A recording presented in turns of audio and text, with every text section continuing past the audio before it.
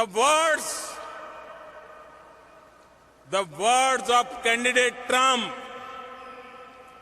अब की बार ट्रंप सरकार।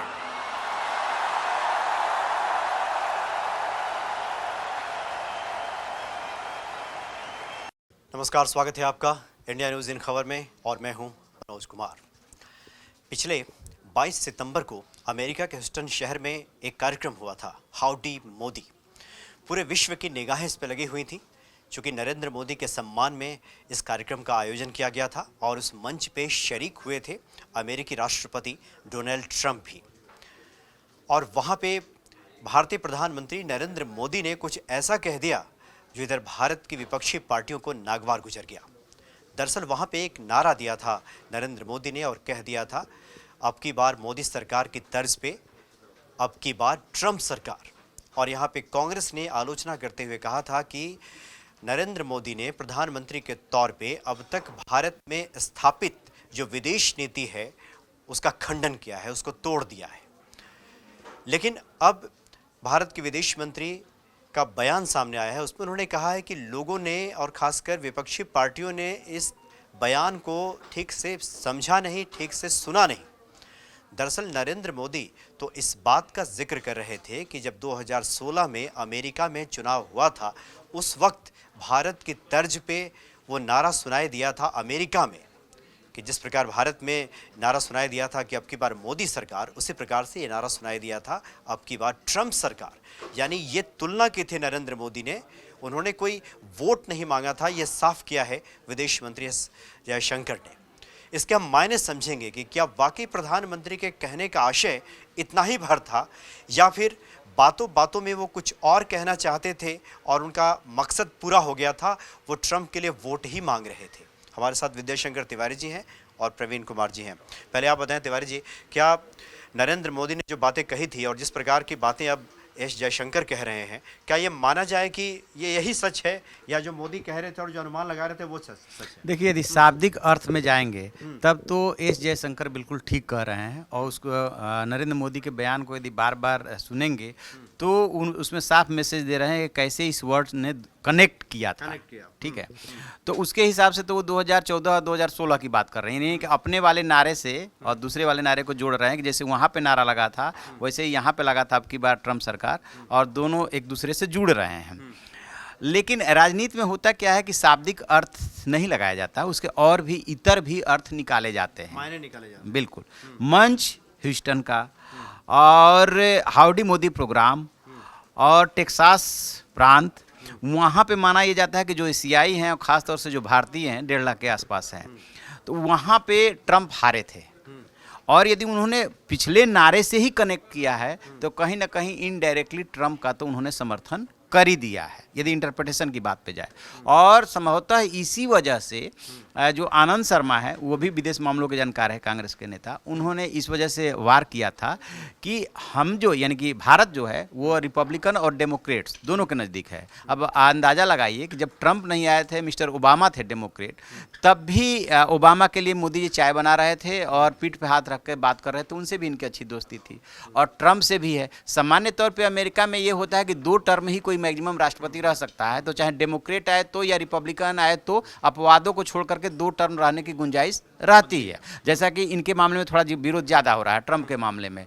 तो मोदी जी जो कुछ भी जब विदेश में जाते हैं, जो सुषमा स्वराज वाला उन्होंने अनुभव बताया था कि संयुक्त राष्ट्र संघ में बोलना था और मेरा भाषण तैयार नहीं था, और सुषमा स्वराज ब्यूरोक्रेट चाहते थे कि लिखित में मैं भाषण पढ़ूं, लेकिन ब्यूरोक्रेट्स की हिम्मत नहीं थी जो मुझसे कहें, तो सुषमा स्वराज इस बात पे अड़ गई। मैंने कहा कि कुछ बोल देंगे, तो सुषमा स्वराज इस बात पे अड़ गई थी कि नहीं, आप लिखा हुआ ही भाषण बोलेंगे। ठीक है, तो जब विदेशों में जाकर के आप बोलते हैं, ठीक है कि ये वैसा औपचारिक मंच नहीं था, एक एक शब्द का महत्व होता है। तो मोदी जी इतने साल 5 साल प्रधानमंत्री रह लिए हैं, 6ठे साल में चल रहे हैं, इतनी बड़ी गलती कैसे कर सकते हैं कि वो किसी पार्टी के लिए, ट्रंप के लिए नहीं, आप किसी पार्टी के लिए जा करके वोट मांगेंगे। उस दिन भी मुझे ताजुब हुआ था, लेकिन अब लगा कि हो सकता है कि ऐसा कर दिए हो। अब जो एस जयशंकर ने क्लैरिफाई किया है, उससे लग रहा है कि नहीं, बात ये नहीं बोली गई है, बेशक परोक्ष रूप से उसका मकसद हो सकता है। उसके मायने निकालने वाले मायने निकाले हैं। अच्छा प्रवीण जी, आप बताएं कि आनंद शर्मा ने जो फटाफट बयान दे दिया, तो क्या माना जाए कि कांग्रेस ने प्रधानमंत्री के वहां दिए गए वक्तव्य को ध्यान से सुना ही नहीं और उसे तो सिर्फ आलोचना करनी है और बिना सुने आलोचना करनी शुरू कर दी? नहीं नहीं, ये वही वाली बात है कि वो बोलते मोदी ठीक है, बोलते हैं और अपने तरीके से बोलते हैं वो, लेकिन उसके मतलब क्या है? यहाँ की विपक्षी पार्टी है कांग्रेस, वो जाहिर सी बात है उस पर पॉलिटिक्स करेगी, तो वो तो अपने हिसाब से उसको अपने पैमाने में खांचे में फिट करके बोलेगी ना। तो वो ठीक है, वो बोले थे, लेकिन उसका मकसद क्या था? चूँकि मोदी का जो भाषण होता है वो कोई ऐसे हवा में नहीं बोला जाता है, बहुत सोची समझी रणनीति के तहत वो चीज़ें तय होती हैं।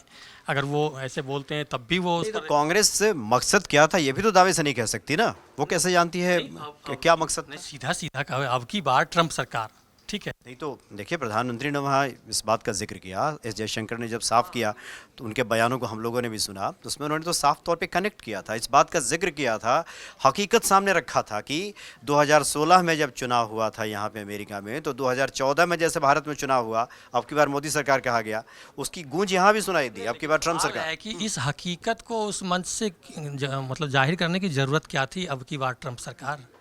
सवाल बातें कांग्रेस को समझ में आ गई है क्या जरूरत थी? नहीं नहीं, वही कह रहा हूँ ना कि इस बात को कहने की क्या ज़रूरत थी? वहाँ तो बहुत सारी कुछ चीज़ें बोलने की थी। क्या जरूरत थी? नहीं, बहुत सारे मुद्दों को आप बोल सकते थे, जैसे बाद में बोला भी मोदी ने, लेकिन इस लाइन को बोलने की मुझे लगता है ज़रूरत नहीं थी। अब की बार ट्रंप सरकार सीधा सीधा मैसेज देना चाह रहे थे मोदी कि आप ट्रंप को सपोर्ट करिए, वहाँ क्योंकि सामने में भारत के लोग थे, मतलब अमेरिका में जो भारत के बसे हुए लोग हैं, ठीक है ना, वो लोग थे, तो सीधा सीधा मैसेज देना था। नहीं तो ये तो कांग्रेस अपना कयास लगा सकती है, किसी निष्कर्ष पे पहुंच करके प्रधानमंत्री की आलोचना कर देना और ये कह देना कि उन्होंने स्थापित मानदंडों का उल्लंघन किया है विदेश नीति में, ये कहाँ तक ठीक है? नहीं, वो ठीक है, उसको थोड़ा सा आप उस तरह से कांग्रेस की आलोचना कर सकते हैं, लेकिन मकसद जो है ना, वो जो बिंदु है ना जहाँ हिट करना है टारगेट को, तो वो तो वही था कि ट्रंप को सपोर्ट करना था मोदी को। हर्ष तिवारी जी बताएं, चूंकि अब मायने क्या है, मकसद क्या है, ये तो स्पष्ट तौर पे कोई नहीं पहुंच सकता, सबकी अपनी अपनी भावनाएं हैं, अपने हिसाब से लोग आकलन करेंगे, लेकिन क्या ये माना जाए कि जो विपक्षी पार्टियां हैं या लोग हैं वो किसी बात को ध्यान से सुनते नहीं हैं, उन्हीं बातों को पकड़ते हैं जिससे कि किसी की आलोचना हो सके? इस केस में तो यही जाहिर होता है अगर एस जयशंकर के हम बयान को सुने तो। नहीं, जो आनंद शर्मा है, मैं उनको नहीं कहता, उनकी बहुत अंग्रेजी भी अच्छी है और बात को समझते भी हैं, ठीक है। तो फिर चूक कहाँ हो गई? चूक नहीं हुई, ये राजनीति है। झूठ को 100 बार बोल करके सच साबित कर दिया जाता है, ठीक है। आप याद कीजिए, सेंट किट्स वाले मामले में बीपी सिंह के बेटे का कोई खाता था ही नहीं, ठीक है, बाद में जांच में सब सामने आई थी। ऐसे 50 उदाहरण मिल जाएंगे जो कुछ भी नहीं था, उस पर चुनाव जीत लिया गया। बोफोर्स वाला मामला आज कहाँ है, 64 करोड़ का घोटाला, लेकिन उस पर चुनाव जीत लिया गया था। तो राजनीति में ऐसा होता है, जिस चीज़ से माइलेज मिल सकता है। मैं एक छोटे से उदाहरण बताऊं, डॉक्टर हर्षवर्धन के संबंधों को लेकर के पूरा विधानसभा में कई दिनों तक ठप रही थी, उनकी अपनी एक नौकरानी से संबंध को लेकर के। बाद में हर्षवर्धन ने उसका खुलासा किया कि मेरे तो बहुत पहले नसबंदी हो गया था, ठीक है, तो उसमें कोई सच्चाई नहीं निकली। हालांकि यहाँ पे उसका कोई संदर्भ नहीं है, लेकिन मैं सिर्फ राजनीति बताना चाह रहा हूँ। तो राजनीति में ऐसा होता है कि बेशक आप कुछ कहना चाह रहे हो, कुछ कहा भी हो, लेकिन यदि हम उसका अदरवाइज अर्थ निकाल सकते हैं, उससे हमें माइलेज मिल रहा है, तो हम अदरवाइज अर्थ निकाल। अच्छा बताइए, देखिए 22 तारीख को ये प्रोग्राम हुआ और मोदी ने उस दिन बात कही। 23 तारीख को आनंद शर्मा का ट्वीट आ गया कि उन्होंने उल्लंघन कर दिया है विदेश नीति का। प्रधानमंत्री जब एक सप्ताह के बाद भारत लौटे और उसके बाद उन्होंने संबोधित भी किया हवाई अड्डे के बाहर, उन्होंने एक बार भी जिक्र नहीं किया, देखा पढ़ा तो उन्होंने भी होगा कि मेरे बारे में विपक्षी पार्टियां क्या कह रही हैं, उन्होंने इसका खंडन करना आवश्यक नहीं समझा और अब जाकर विदेश मंत्री खंडन कर रहे हैं। आनंद शर्मा के अलावा कांग्रेस के और किसी नेता का बयान भी नहीं है, ये भी गौर कीजिए। एक आनंद शर्मा ही थे जिनका कि तत्काल ट्वीट आ गया था और छिटफिट किसी छोटे नेता ने रेफरेंस में बोल दिया तो बोल दिया, और किसी का भी ज़्यादा तुल नहीं दिया गया था। तो ये भी होता है कि प्रधानमंत्री किसी अनावश्यक चीज़ को बोल करके उसका खंडन करके उसको बहुत ज़्यादा महत्व नहीं देना चाहते। इमरान खान को ही प्रधानमंत्री ने कहाँ महत्व दिया, सबसे अपने जूनियर अधिकारी को उतारा गया। ऐसा नहीं है कि उस समय पीएम से कंसल्ट नहीं किया होगा, एस जयशंकर से नहीं कंसल्ट किया गया होगा, कौन जवाब देगा। तो कई बार ऐसा होता है कि जानबूझ करके ये किया जाता है कि इसको इग्नोर कीजिए, जितना इसको जवाब देंगे ना तो इसका महत्व बढ़ेगा।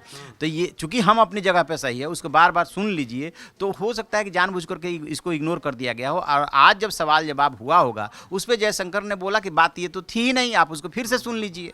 अच्छा बताएं, एक और सवाल यहाँ खड़ा होता है कि जिस प्रकार से विपक्षी पार्टियाँ इस तरह का जब बयान देंगी, इस तरह का ट्वीट करेंगी जिसमें कहीं कोई सत्यता नहीं होगी, तो धीरे धीरे तो उसकी तो अहमियत खत्म हो जाएगी, उसको लोग फिर गंभीरता से लेना खत्म कर देंगे। नहीं, आप ये कैसे कह रहे हैं सत्यता नहीं है? सत्यता तो क्या मोदी सत्यता मोदी बोले तो हैं ही ना। तो बोले तो हैं, लेकिन उन्होंने कहा कि ये तो 2016 की उन्होंने बात। संदर्भ बताया कि उस संदर्भ में मैंने ये कहा था, और उस समय हमने जो कहा था कि भाई अब की बार मोदी सरकार, तो वो यहाँ तक पहुँचा, एक कनेक्शन जोड़ा था उन्होंने।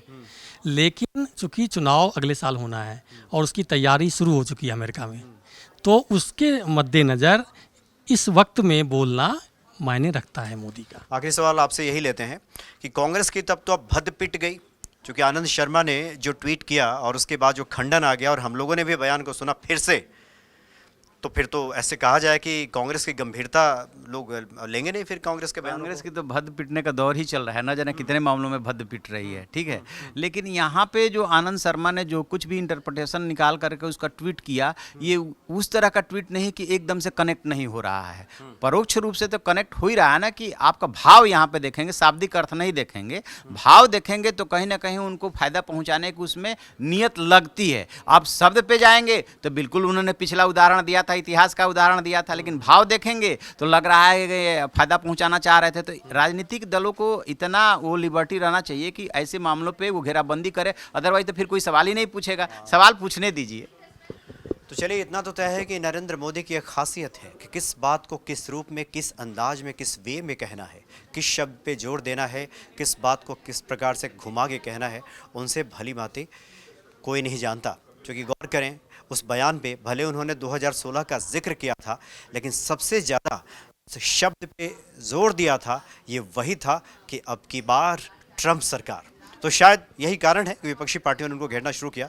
लेकिन एस जयशंकर ने जो खुलासा किया कि उनके बयान को ठीक से सुना नहीं गया है, लगता है कि इसके बाद ये जो विवाद था कि उन्होंने खंडन कर दिया है अब तक स्थापित विदेश नीति का, तोड़ा है, ये आरोप कम से कम उन पे लगना अब बंद हो जाएगा। चलिए, बहुत बहुत शुक्रिया दोनों का, नमस्कार। इन खबर चैनल को सब्सक्राइब करें और बेल आइकन दबाना ना भूलें।